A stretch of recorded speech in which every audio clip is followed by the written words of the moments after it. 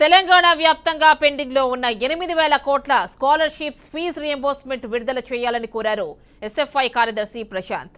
రాజన్న సిరిసిల్ల జిల్లా collector office దగ్గర చలో కలెక్టరేట్ పేరుతో విద్యార్థి సంఘం నాయకులు ధర్నాకు దిగారు.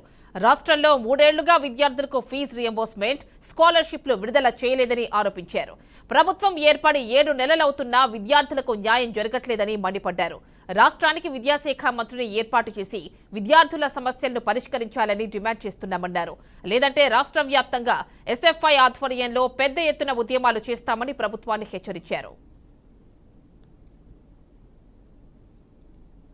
పెండింగ్ లో ఉన్నటువంటి స్కాలర్షిప్లు మరియు ఫీజు రియంబర్స్మెంట్ విడుదల చేయాలని చెప్పేసి భారత విద్యార్థి ఫెడరేషన్ ఎస్ఎఫ్ఐ రాజన్న సిరిసిల్ల జిల్లా కమిటీ ఆధ్వర్యంలో ఈరోజు విద్యార్థులతో పెద్ద ఎత్తున జిల్లా కలెక్టర్ కార్యాలయం ధర్నా చేపట్టడం జరుగుతూ ఉంది.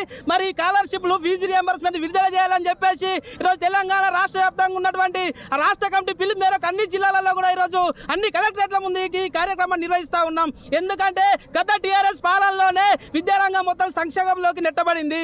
ఆ టీఆర్ఎస్ ప్రభుత్వం కూడా విద్యార్థుల చిన్న చూపు చూసింది. గత 3 సంవత్సరాలుగా స్కాలర్షిప్లు విడుదల చేయలేదు.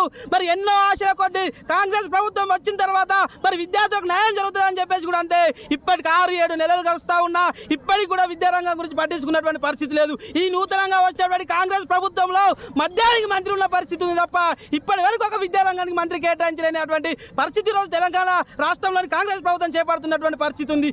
ఏదైతే రాష్ట్ర వ్యాప్తంగా ఉన్నటువంటి 8,000 పైచిలు కోట్ల రూపాయలు ఉన్నాయో వాటిని వెంటనే విడుదల చేయాలని చెప్పేసి కూడా ఈరోజు మేము డిమాండ్ చేస్తూ ఉన్నాం. స్కాలర్షిప్లు రావాలంటే ప్రభుత్వ నిబంధనల ప్రకారం ఏదైతే విద్యార్థులు అడ్మిషన్ పొందుతారో ప్రారంభంలో 25% ప్రారంభంలోని విద్యార్థుల అకౌంట్లో వేయాలి.